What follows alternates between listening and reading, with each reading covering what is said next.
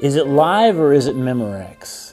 Some of you are old enough to remember that classic ad campaign going back to the days of cassette tapes. It's so old.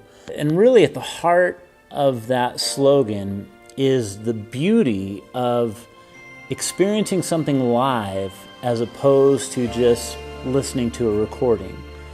That there's just something about something being live. I mean, not only is seeing it live meaning you're experiencing it and you're there and it's real, but it also means that in the future, when you listen to those recordings, when you listen to those songs, it takes you back.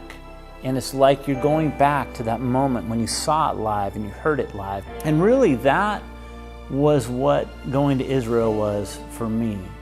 It took the black and white text of Scripture that I had read for several decades, and it put color to it. It made it real. It made it alive and animated. And really, if I were to have to just come up with one word to describe the trip, it would be the word surreal. At every moment, you're thinking, this isn't real. I'm hearing these names and these cities and these places and these sites that up until then, all my life, I just heard about and read about, and now I'm walking in them.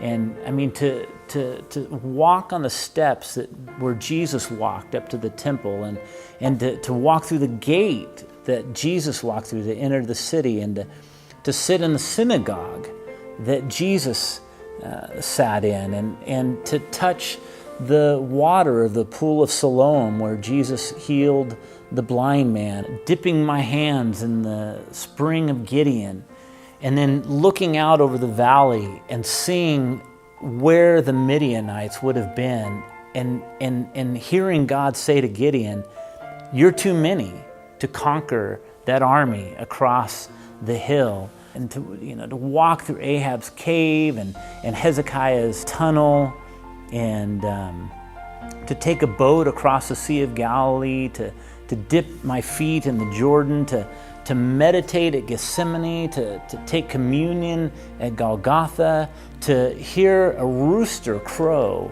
at the place where Peter denied Jesus. And I learned interesting things like Nazareth, for example. I had no idea that Nazareth is on top of a mountain. And so Jesus growing up, where he lived, it looked out over the entire valley, in Jerusalem and all those areas. And another day we went to Caesarea Philippi, and we visited the gates of Hades. And the gates of Hades was a cave, a spring, that had a pagan temple built there in the times of Jesus. And it was at that place where Jesus said to the disciples and Peter, "Upon this rock I will build my church, and the gates of Hades will not prevail against it." And I was also surprised by a lot of the stereotypes. I was surprised by how remarkably safe it was. I felt far more safer walking in the streets of the city at night than I ever would any city in the U.S. And I was surprised at how remarkably green it was. So much of what we saw was just lush, beautiful green and flowers. And I was also surprised at how remarkably small it was. And I was just surprised at how all of these things that we read about in Scripture, they all took place in just such a small area. And the whole experience, really, it just was that. It was the beauty of experiencing something live as opposed to just listening to a recording, that it made it real, it gave it color, it gave it animation. And I'll be honest that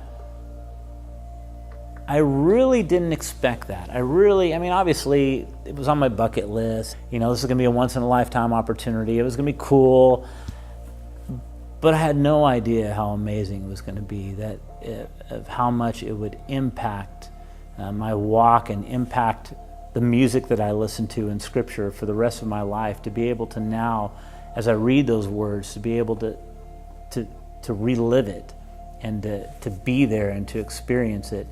And I'm just thankful. I'm grateful that I was able to have that opportunity and to experience it, and looking forward to doing it again with you when we go again next year.